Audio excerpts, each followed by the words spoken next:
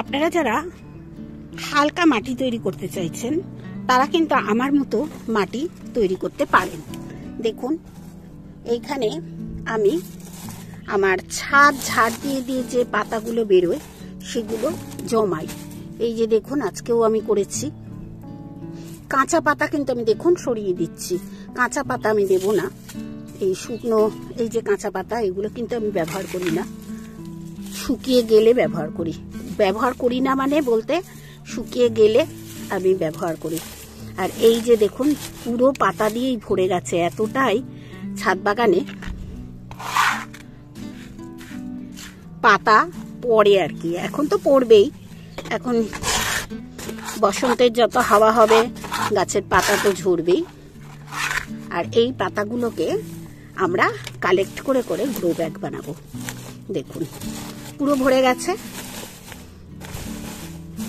এইবার এর উপর যদি আমরা তৈরি হওয়া মাটি দিই তাহলে কি হচ্ছে, যে কোনো গাছ আমরা বসাতে পারবো। এগুলো কিন্তু ছাদে ধুলো, ধুলো বলতে টবের থেকে যেগুলো আমরা জল দেওয়ার পর নিচ দিয়ে বেরিয়ে যায় ওর থেকেও অনেক সময় হয়। এইগুলো আমি কিন্তু সব এক জায়গায় রাখছি। আমার একটা সুন্দর বেড তৈরি হবে এটা। এই দেখুন এই বেডের ভেতর যে কোনো গাছ, আমি অবশ্য বরবটি করব, বরবটি গাছ বসাবো। আর নিচটা এগুলো দেব। এগুলো আস্তে আস্তে ধীরে ধীরে পাতা সারে পরিণত হবে। একটু এরকম চেপে চেপে দিতে হবে, অনেকটা নেবে যাবে। আর এর ওপর আমি দিয়ে দেবো একটু কিচেন যে তরল সারটা আছে না, সেই তরল সারের জলটা। আর কাঁচা পাতাগুলো দেখুন এই যে তুলেছি, সব শুকোতে রেখেছি। এইরকম ভাবেই আমি কিন্তু গাছ করি। আমার যত গাছ দেখছেন সব কিন্তু হালকা মাটি, খুবই হালকা। তবে বেশ কিছু মাটি আস্তে আস্তে ধীরে ধীরে আমি কমিয়ে দেবো ছাদ বাগানে। যেমন এই বেগুন গাছ কিন্তু আমি সব ফেলে দেবো, আর এর থেকে বেগুন পাওয়ার কোনো আশা নেই, বেগুন গাছগুলোই ভালো নেই। আর এই যে কুমড়ো গাছ, এই কুমড়ো গাছ কিন্তু নতুন গাছ, এই গাছগুলো বসাবো। আর এই কুমড়ো গাছটা আমি ফেলে দেব। আমাদের চেষ্টা করতে হবে যাতে গাছ আমরা যেন ছাদ বাগানে যেটা বসাবো তার থেকে যেন ফল পাই। মানে লাউ বসালে লাউ পাই, কুমড়ো বসালে কুমড়ো পাই। শুধু শুধু গাছ করে তো লাভ নেই। গাছ আমরা যেমন শখে করি তেমনি প্রয়োজনেও করি। আমাদের সংসারে চাহিদা প্রয়োজন মেটাই বলেই তো আমরা আরো সুন্দর করে সবজি করার চেষ্টা করি। এই যে দেখুন কি সুন্দর হয়েছে, উঠছে ছোট্ট ছোট্ট। আর এই একটা 4 ইঞ্চির টবে। মানে এগুলোই ভাবার বিষয়। ওরাও কিন্তু চেষ্টা করে আমাদের ফল দিতে যতক্ষণ ওরা সুস্থ থাকে। এর আগে আমি বলেছিলাম তরল সারে আমি প্রত্যেকদিন কিছু না কিছু মেশাই। এই যে দেখছেন কাঁচা পাতা, এ কিন্তু আজকে মিশিয়েছি। প্রত্যেক দিন আমি যে গাছে জিনিসগুলো ছিঁড়ে ফেলি সেগুলোই আস্তে আস্তে ধীরে ধীরে এর ভেতর দিই। এবং আজকে অবশ্য আরো অনেক কিছু দিয়েছি। চা করার পর চায়ের পাতা, এই যে দেখুন এটা হচ্ছে ডিমের খোসা, এখানেই আছে চায়ের পাতাও দিয়েছে। এরকম ভাবে আমি এই দেখুন গিতে গিতে দিই। এই দেখুন চায়ের পাতা, এই যে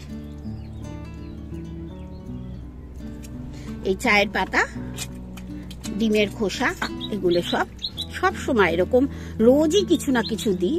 এরপর যখন ভরে যাবে তখন এখান থেকে এগুলো তুলে যে শুকনো যে আমরা মাটি তৈরি করি এই জিনিসগুলো তুলে জলটা রেখে আমরা কিচেন যে কম্পোস্ট হয় সেটা তৈরি করতে পারবো। খুব সহজ। আর নিজের ছাদ বাগানের জন্য নিজে যদি আপনারা সার তৈরি করে নিতে পারেন সেটার আনন্দ কিন্তু যেমন অনেক, তেমনি আপনার কাছে ভালো লাগবে সেটা।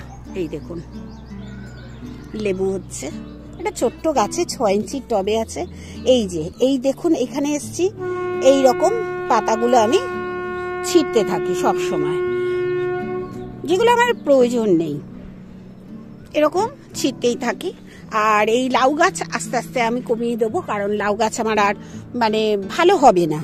তাই এখানে এই যে এইটা কিন্তু কুমড়ো গাছ হয়েছে, কবে বীজ বসিয়েছিলাম তার জন্য হয়েছে কুমড়ো গাছ। ঠিক আছে, এখান থেকে ডাটাগুলো কেটে দেব, দিয়ে একটু নাড়াচাড়া করে একটু সার দিয়ে এই কুমড়ো গাছটাকেই আবার বড় করব এখানে।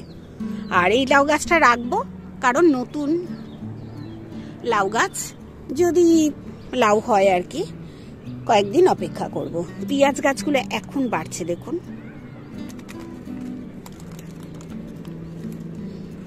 আর আপনাদের বলেছিলাম, অনেকেই বলেছিলাম যে যারা কপি গাছ এখনো আছে যাদের ছাদ বাগানে, তারা কিন্তু কপি গাছ ফেলে দেবেন না।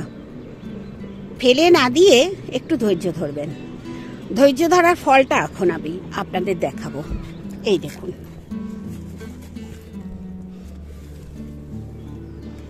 এখনো কিন্তু আমার কপি হচ্ছে, ধীরে ধীরে হবে।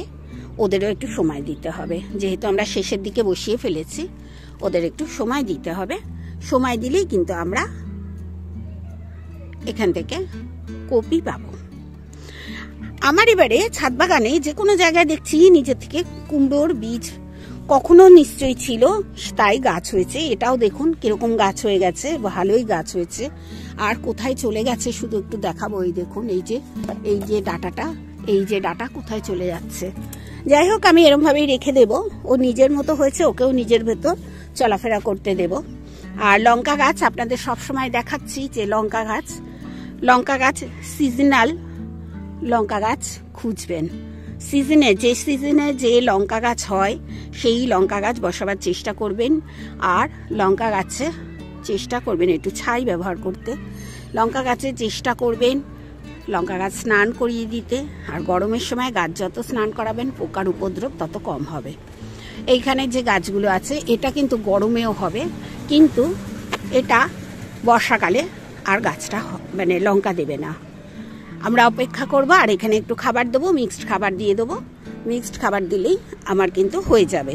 আপনাদের প্রত্যেকটা গাছ দেখিয়ে দেখিয়ে আমি চেষ্টা করি আপনাদের বোঝাতে যে কোনো কিছুই ফেলা যায় না। আর যেগুলো আমার না বসিয়েও হয়েছে, দেখুন বীজ না বসিয়েও আমি কিন্তু প্রচুর টমেটো আমার ছাদ বাগানে হয়েছে, আর হবেও, আরও হবে। আমি দেখাবো এক এক করে। দেখুন এখান থেকে কত টমেটো হয়েছে। একটাও কিন্তু আমি গাছ বসাইনি, নিজের থেকে হয়েছে। এই যে দেখুন, নিজের থেকে হয়েছে, একটাও গাছ বসাইনি। নিজের থেকে হওয়া দেখুন আর একটা গাছ, এই দেখুন কত ফুল এসেছে, তার মানে আবার হবে। আর এখান থেকেও বেশ কয়েকটা টমেটো কিন্তু আমি পাবো। ছাদ বাগানে যে শীতের ফুল গাছগুলো এতদিন হয়নি, দেখুন এখন হচ্ছে। হলিহক, অপূর্ব রংটা, সাদা রং, ঠিক সাদা বলবো না। এই দেখুন ভেতর দিকে একটু হলুদ রয়েছে, সাদাটার ভেতর একটু গোলাপি আভা আছে। আর গাছগুলো বেশ অনেকগুলো গাছ হয়েছে আমার, এখন ফুল ফুটছে। এটাই কিন্তু আনন্দ। একেবারে যে হয়নি তা নয়, দেরিতে যেমন আমি বসিয়েছি তেমনি কিন্তু দেরিতে আমার ফুল হচ্ছে হলিহকে। এই দেখুন এটা হচ্ছে শশা গাছ, আপনাদের দেখিয়েছি, বারবার দেখিয়েছি। আজকে তো জলই দিইনি, বড্ড বেশি গলে যায় শশার গোড়াটা, এই জন্য দেখুন আজকে জল দেওয়া হয়নি। মানে একটু শুকনো শুকনো করে রেখে দিয়েছি, কাল দেবো, একদিন অন্তর জল দেবো। আর দেখুন কত সুন্দর বেড়ে গেছে গাছটা।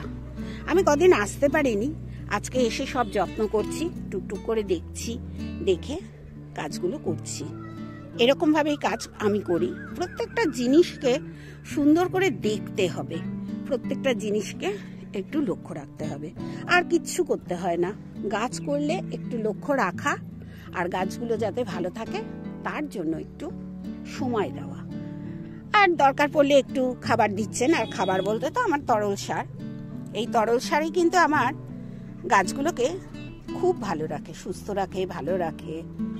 আপনারা এইভাবে গাছ করুন, গাছ করে দেখুন, আমার মতো আপনারাও গাছ থেকে সবজি পাবেন, সুন্দর সবজি পাবেন, আমার থেকেও ভালো পাবেন।